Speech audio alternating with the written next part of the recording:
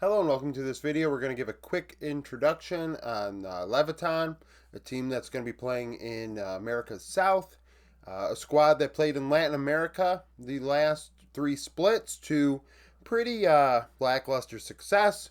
Mediocrity is not even a descriptor. Like they were bottom half of Latin America.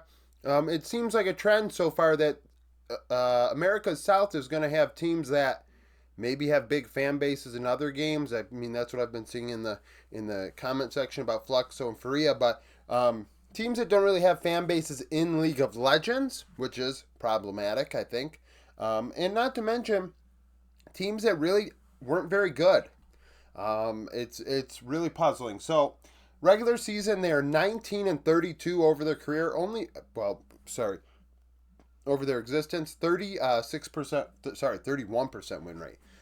Gave them more credit than they deserved. Playoffs 1-6, 14% win rate. In terms of history, who's played the most games for the team? Who has the best win rate? Johnny and Ganks, 55 games each in top and jungle. Kodo Paco, 35 in mid. And then Virus FX and Ignavailu, 35 games as well. So played two of the three splits. Now, win rate wise, who has the best win rates? Whoever played top and out of top lane and jungle, Johnny and Ganks pretty much have played what? There are 51 total games, 51 plus 7, so 58. So they've played all but 3 games for this team in LLA. So, I mean, hell, they're the only ones that qualify. And they had a 36% win rate. But then you have Nobody and Beanie, 40% win rates, and Vavel, 44% win rates. Those two names might be recognizable to CB LOL fans and, well, formerly CB LOL fans and the Brazilian audience because those two players are Brazilian imports that went from Brazil to play in Latin America with this squad. I mean, this squad sucked, but they did import out. In terms of finishes, they finished 5th twice last year. I believe Latin America maybe had 7 teams, maybe 6 teams. To kind of go to show you what 5th actually means. 8th place last year. So theoretically, I think this team's going to be on struggle street, depending on who they sign. Of course, free agency just began. I didn't end up doing my free agency coverage like I'd like to because Game of Legend is down right now, so I don't have stats. So tomorrow there'll probably be a free agency recap for the first couple days, and then we'll continue on with more of these introductions. But this team, definitely puzzling. Definitely puzzling, to say the least. You'd like to think a Kaboom could have done better in this spot. INTZ. I don't know. I mean, I wouldn't say Liberty, or Los Grandes, really. But the other two, I could see replacing this team just because, I mean, hell, this team hasn't been very good. And I doubt it has a lot of fans representing, in League of Legends. But like I said, I could be wrong.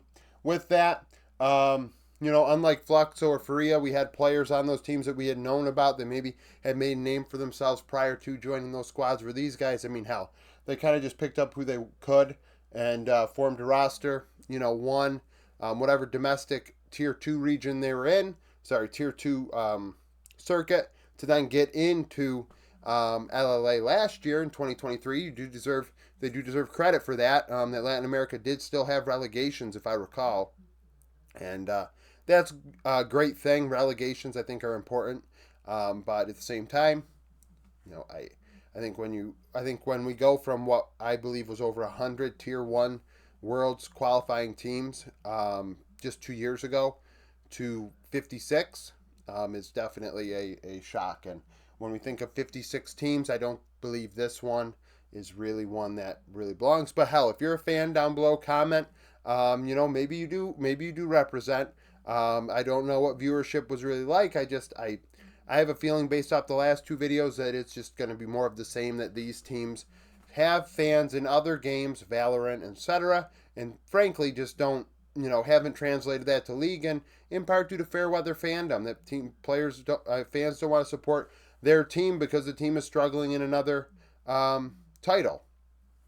As an Optic fan, I come from, I was a Call of Duty guy. I really liked Call of Duty. But I also had I was interested in League of Legends a bit, but I was more of a COD guy. And then Optic joins League of Legends, and immediately I'm into League. And Optic did not do very well. I think they made the playoffs once or twice. If I don't think they made it more than, definitely not more than twice. Maybe not even twice. But I support them nonetheless. So it's just, I don't have a lot of respect for Fairweather fans. People say, oh, well, it's tough because the team isn't very good. Now then, you're not a fan of the team.